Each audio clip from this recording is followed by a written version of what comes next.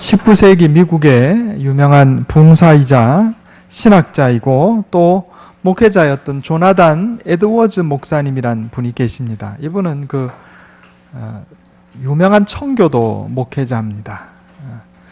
이분이 목회하실 때 있었던 일입니다. 한 번은 이 조나단 에드워즈 목사님이 목회하시던 마을에 술 주정뱅이가 한 명 있었습니다.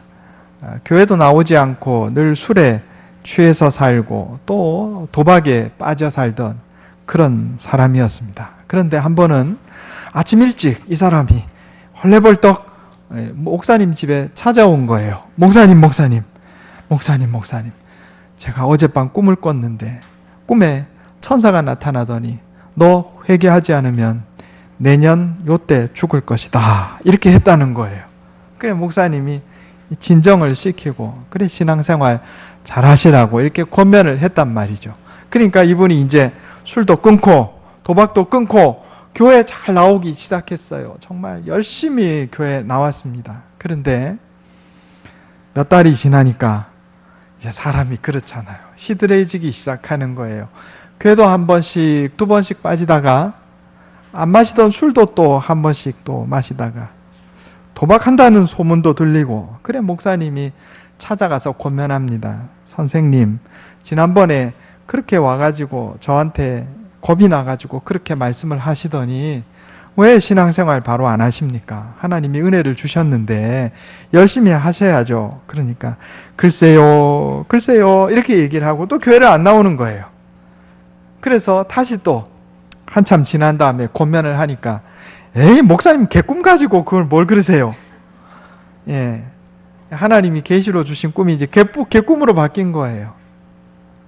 그래가지고 이제 아직 교회를 안 나오더라는 겁니다. 실제로 있었던 일입니다. 조나단 에드워즈 목사님의 수기에 나오는 이야기예요. 그런데 어느 날 밤 그가 술집에서 만취해서 계단 내려오다가 실족해서 떨어졌는데 목이 부러져 죽었다 이런 소식을 들었습니다. 그래가지고 그 소식을 듣고 목사님이 너무 안타까워가지고 기도하고 있는데 언뜻 이상한 생각이 나서 일기장을 들춰보니까 작년 요때 이분이 꿈을 꿨다고 그러고 교회에 나오던 그때였다 이런 얘기죠. 물론 우리가 하나님 말씀에 순종하지 않는다고 해서 하나님이 다 이런 식으로 벌 주고 심판하신 것은 아니겠지요. 그러나 이 회개하지 않는 경우에 대한 명백한 경고의 케이스일 수 있다 이렇게 말씀드릴 수가 있겠습니다. 성경의 여러 부분에서 우리 그리스도인들의 특징을 새롭다라는 말로 정의하고 있습니다. 새로움. 오늘 본문 말씀에 보면 고린도후서 5장 17절에 그런즉 누구든지 그리스도 안에 있으면 새로운 피조물이라 그랬어요. 이전 것은 지나갔으니 보라 새 것이 되었도다. 그런데 이런 말씀이 성경 여러 군데 나옵니다. 고린도후서 4장 16절에도 보면 우리의 겉사람은 낡아지나 우리의 속사람은 날로 새로워지도다 그랬어요. 또 갈라디아서 6장에 보면 할례나 무할례가 아무것도 아니로되 오직 새로 지으심을 받는 것만이 중요하니라 그랬어요. 새롭다라는 말이 계속 나온다 이런 얘기입니다. 성경은 우리 그리스도인들, 예수 그리스도를 믿고 하나님의 백성이 된 그리스도인들을 새로운 피조물이다 이렇게 정의하고 있습니다. 그래서 오늘 본문 말씀과 성경을 통해서 새로운 피조물이 뜻하는 바가 무엇인가 이걸 한번 살펴보려고 합니다. 새로운 피조물이란 첫째로 영적으로 거듭난 자들입니다. 한번 따라해 보겠습니다. 우리는 영적으로 거듭났습니다. 이 거듭나다는 말은 우리 순우리말이죠. 다시 태어났다 이런 얘기예요. 다시 태어났다. 영적으로 우리가 예수 그리스도를 믿고 우리 죄를 회개하고 예수 그리스도를 믿고 하나님의 자녀가 된 순간에 우리의 영혼은 이미 새로 태어난 바 되었다 이런 얘기입니다.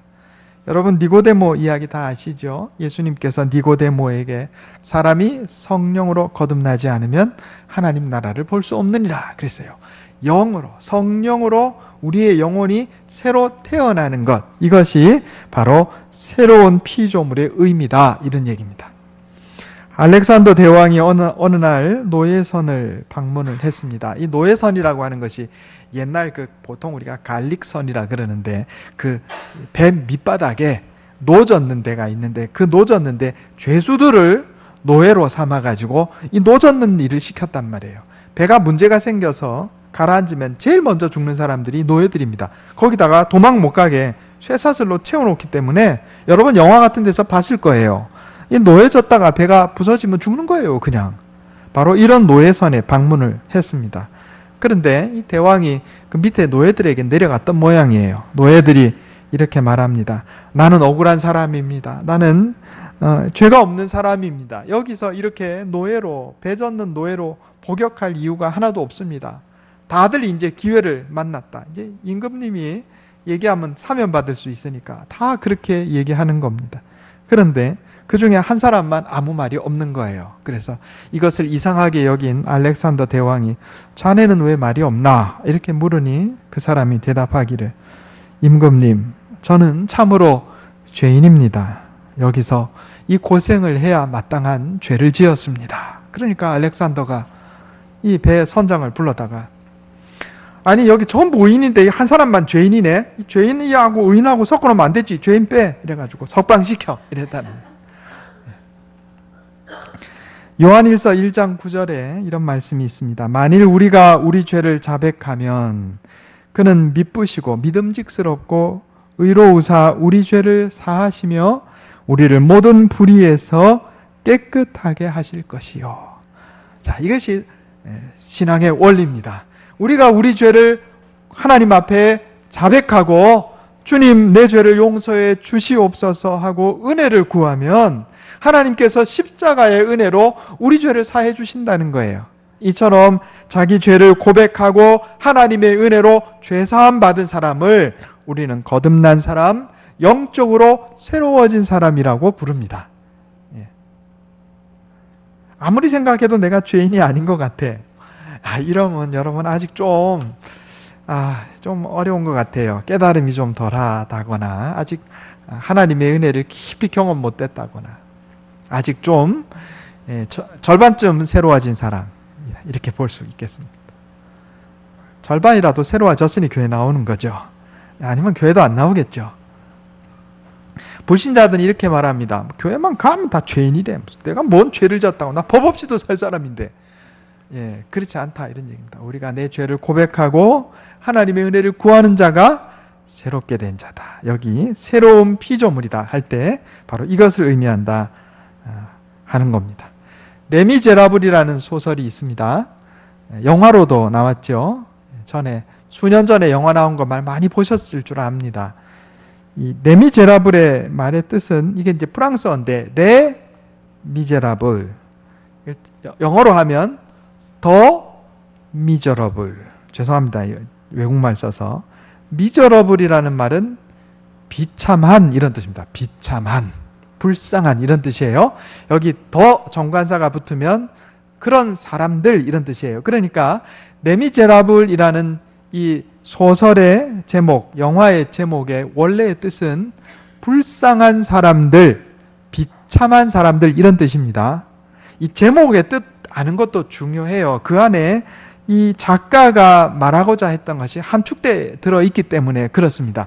그런데 이 소설에, 이 영화에 보면 두 종류의 불쌍한 사람들이 등장합니다. 첫 번째 불쌍한 사람은 대표는 누구냐면 장발장이 누구예요? 그 소설 주인공인데 어릴 때 조카들이 굶고 있어서 조카들한테 줄 빵을 훔쳤다가 빵 몇 개 훔쳤다가 감옥에 들어간 거예요. 그 조카들 먹여 살릴 사람이 없는데 해서 한 번, 두 번 탈옥을 시도하다가 형기가 늘어나서 제 기억에 17년인가 19년인가 살고 나왔어요. 이 사람이. 얼마나 불쌍한 사람이에요. 그런데 감옥 안에서 그 영혼이 완전히 황폐해졌습니다. 그래가지고 출소를 했는데 막상 밖에 나오니 여관방을 두드려도 안 재워져요. 딱 보니까 이 사람 출소자다 이 말이에요. 그러니까 방 없어요. 또 일반 집에 가도 안 받아줘요. 그래 정처 없이 가다가 교회당에 들어갔는데 거기 받아줬단 말이에요. 하룻밤 자는데 자다가 보니까 교회에 뭐가 있어요? 촛대, 은촛대가 있는 거예요. 그래서 품에 집어넣고 새벽에 도망 나왔습니다. 그런데 이 사람 아마 인상이 좀 험상궂었던가 봐요. 지나가던 경찰이 잡고 불신 검문했는데 딱 걸렸어요. 짐을 보니까 은촛대가 들어있는데 이 은촛대가 있을 만한 데가 어디 있나요? 교회밖에 없잖아요. 그러니까 교회 끌고 왔어요. 장발장을, 경찰들이. 그러니까 교회당의 신부가 그 촛대는 우리가 저 사람에게 선물로 준 겁니다. 이랬단 말이에요. 여기에 장발장이 용서의 은혜를 경험합니다.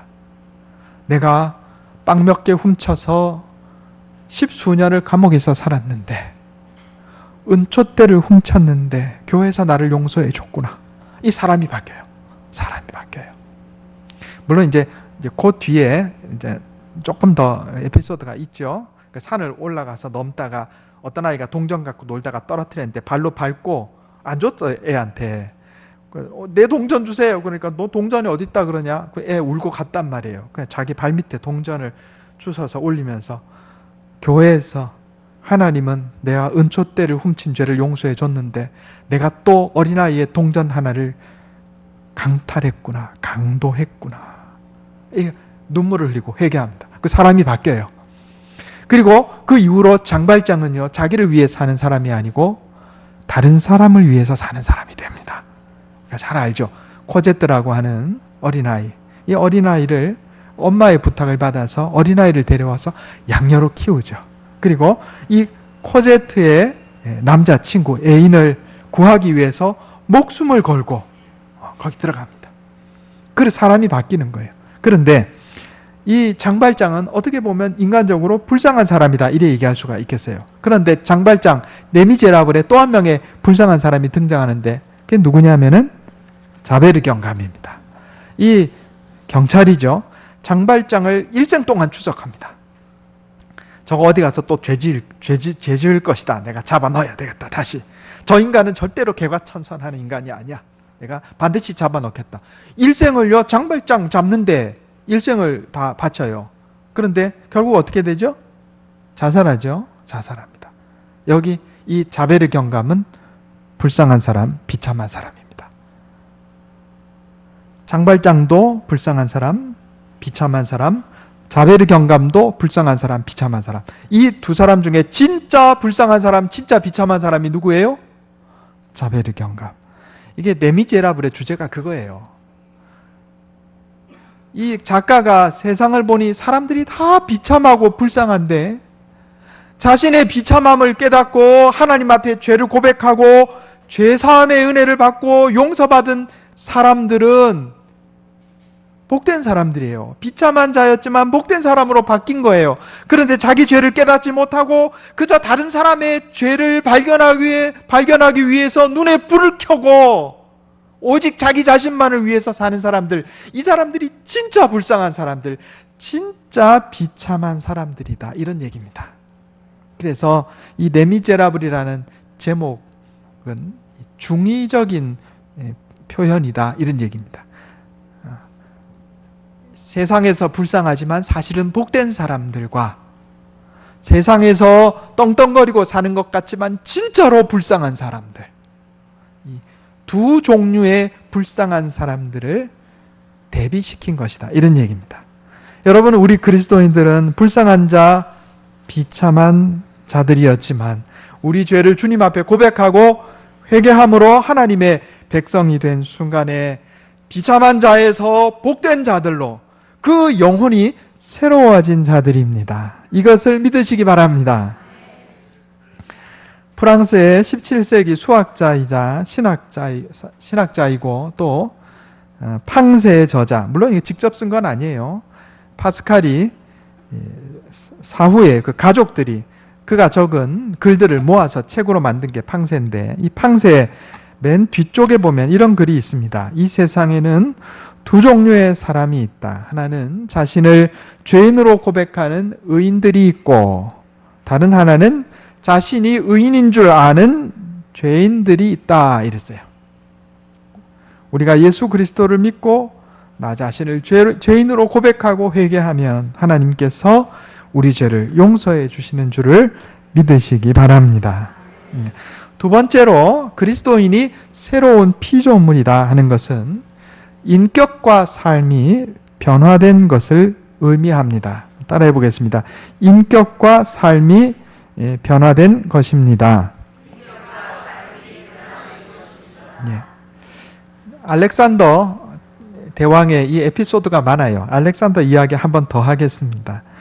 알렉산더 대왕 휘하에 알렉산더라는 병사가 있었습니다. 이름이 똑같아요. 그런데 이 병사가 아마 좀 제대로 못 살았던 것 같아요. 그러니까 이 병사들 사이에서 놀림감이 되었습니다. 여러분 학교에서 선생님하고 이름 똑같은 아이 간혹 있었죠. 그럼 어떡합니까? 선생님하고 그 아이 있으면 야 누구야? 이렇게 부르잖아요. 선생님 옆에 있는데 장난으로 그래 많이 했다 이 말입니다. 마찬가지로 이 병사들도 이 알렉산더라는 이름의 병사를 가지고 장난을 많이 쳤겠죠. 알렉산더 장군이 여기 있는데 야 알렉산더! 이래가지고 장난쳤을 거란 말입니다. 그래서 알렉산더 대왕이 한 번은 그 병사가 묵고 있는 막사에 방문을 했습니다. 대왕에게 경례를 붙이는 병사를 향해서 네가 알렉산더냐? 예, 그렇습니다. 내가 너에게 명령한다. 둘 중에 하나 선택해라.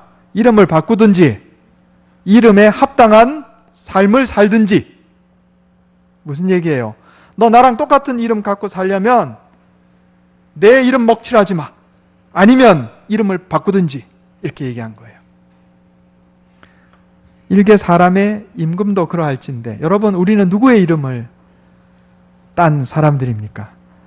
하나님의 이름, 예수 그리스도의 이름을 따서 그리스도인이라고 불리는 사람들입니다.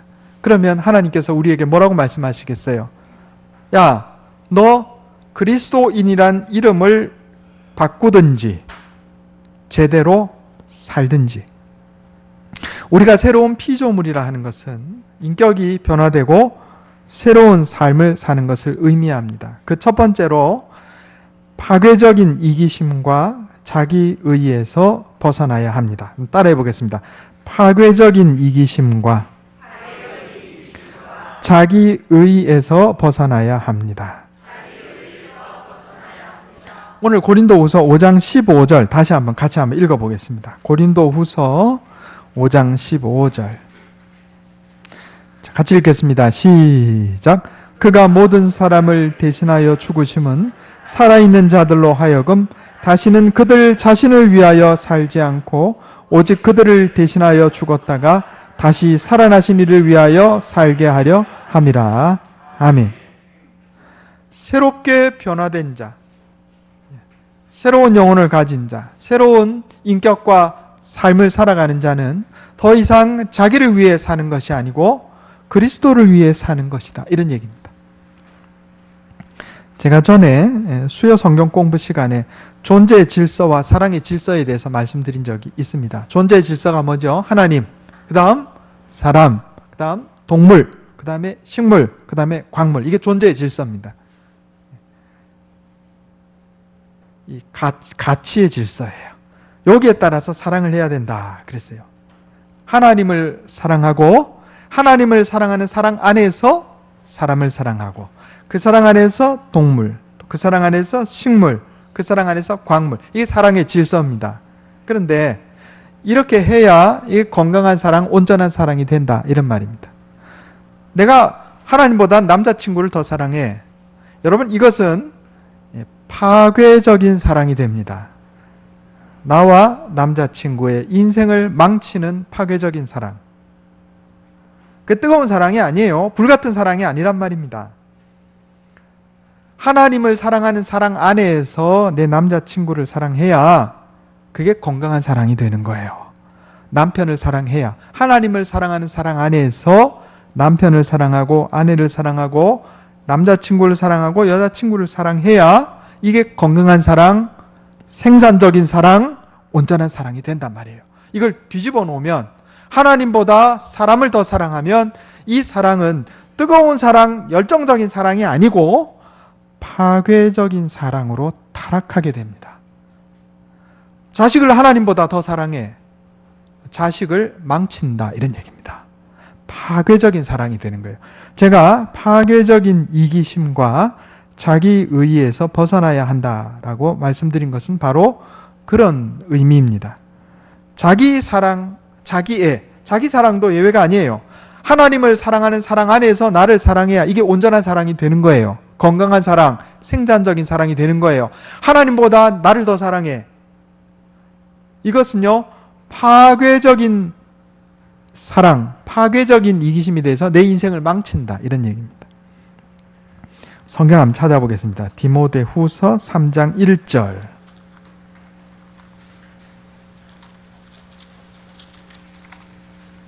344페이지, 신약성경 344페이지. 디모데후서 3장 1절에서 5절입니다. 제가 한번 읽어보겠습니다. 눈으로 따라 읽어주시기 바랍니다. 너는 이것을 알라. 말세에 고통하는 때가 이르러 사람들이 누구를 사랑해요? 자기를 사랑하며. 뭘 사랑해요? 돈을 사랑하며 자랑하며 교만하며 비방하며 부모를 거역하며 감사하지 아니하며 거룩하지 아니하며 무정하며 원통함을 풀지 아니하며 모함하며 절제하지 못하며 사나우며 선한 것을 좋아하지 아니하며 배신하며 조급하며 자만하며 뭘 사랑해요? 쾌락을 사랑하기를 하나님 사랑하는 것보다 더하며 경건의 모양은 있으나 경건의 능력은 부인하니 이 같은 자들에게서 내가 돌아서라. 이렇게 말씀합니다. 잘못된 자기 사랑에 빠진 사람은 자기가 하는 일은 무조건 옳다고 여깁니다. 그래서 자기 생각도 옳고 자기 말도 옳고 자기 행동도 옳다고 생각해요. 다른 사람이 그것을 거절하면 다른 사람을 비난하고 그 사람이 잘못됐다 생각합니다. 이런 사람의 특징이 있어요. 미안하다 소리 안 합니다. 절대로 미안하다 소리 안 해요. 좀 다른 사람한테 실수하면 죄송합니다, 미안합니다 하면 좋잖아요. 네. 안 해요. 여러분 혹시 내 삶의 습관에 미안합니다, 죄송합니다 이 말 꺼내기가 그렇게 어려우면 내가 아직 자기에 많이 사로잡혀 있구나, 내가 아직도 무척 자기중심적이구나 이렇게 생각하면 돼요. 성경에 이런 사람이 많이 나오는데 그 중에 한 명이 가인입니다. 가인. 또 가룟 유다. 자기중심적으로 생각해요. 숲속에 여우가 한 마리 살았는데 오솔길을 걸을 때마다 이 돌뿌리에 차여서 이게 발이 아픈 거예요. 여우가. 그래서 고민을 했습니다. 이걸 어떻게 하면 이 도로에 이 오솔길을 걸을 때마다 발을 부딪혀 발이 아픈데 이거 어떻게 하면 좀 나아질까? 이제 방법을 깨달았어요. 토끼를 한 마리 잡았습니다. 토끼에게 토끼야 미안하다. 내가 지금 배가 고픈 건 아닌데 내가 자꾸 오솔길 걸을 때마다 돌뿌리에 발이 채여서 발이 아프네. 너 가죽을 좀 벗겨서 깔아야 되겠다. 이 숲속에 있는 토끼들 100마리 한 잡으면 가죽 벗겨서 오솔길 깔으면 내가 돌뿌리에 발이 안 채여서 편하게 살겠다. 막 용서해라. 너 죽어라. 이렇게 얘기하니까 토끼가 여우님 저희 토끼들을 다 잡아서 언제 도로 포장하려고 그래요. 그냥 제 꼬리 가죽 벗겨 드릴 테니까 신발 만들어 신고 다니시면 되지 않겠어요? 이렇게 얘기했다 그럽니다. 여러분은 오솔길을 다 토끼 가죽으로 포장하는 게 수월합니까? 토끼 꼬랑지 잘라다가 털 신발 만들어 신고 다니는 게 편합니까? 근데 왜 여우가 그 생각을 못했을까요? 자기중심적인 생각 때문에 그 생각을 못한 거예요. 자기중심적인 사람의 특징이 그거예요. 나만 조금 바뀌면 되는데 나 외에 모든 사람이 다 바뀌고 나 외에 모든 세상이 다 바뀌어야 돼. 이게 자기중심적인 사람의 특징이에요. 이런 사람이 가정 안에 한 명 있으면 온 가족이 고달파요.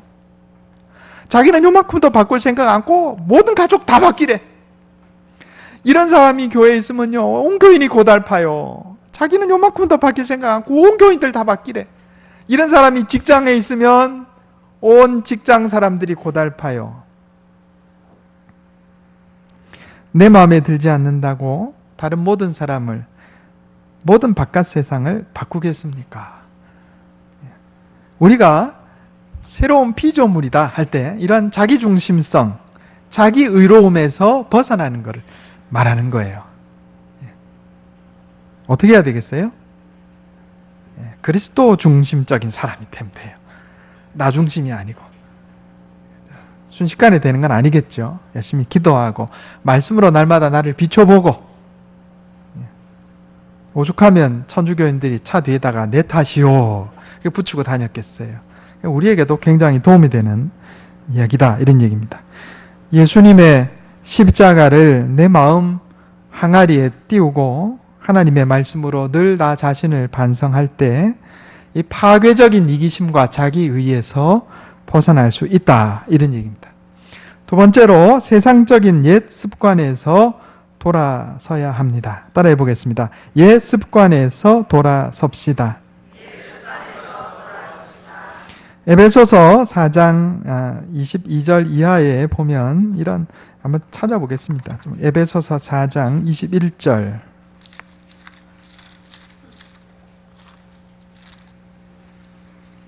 에베소서 4장 21절부터 한번 보겠습니다. 제가 한번 읽어보겠습니다.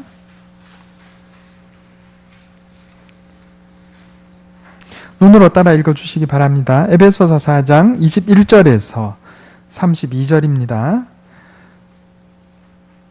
314페이지, 신약성경 314페이지. 에베소서 4장 21절. 진리가 예수 안에 있는 것 같이 너희가 참으로 그에게서 듣고 또한 그 안에서 가르침을 받았을진데 너희는 유혹의 욕심을 따라 썩어져가는 구습을 따르는 옛 사람을 벗어버리고 오직 너희의 심령이 새롭게 되어 하나님을 따라 의와 진리의 거룩함으로 지으심을 받은 뭘 입으라? 새 사람을 입으라. 또 여기 또 새로운 이란 단어가 나왔어요.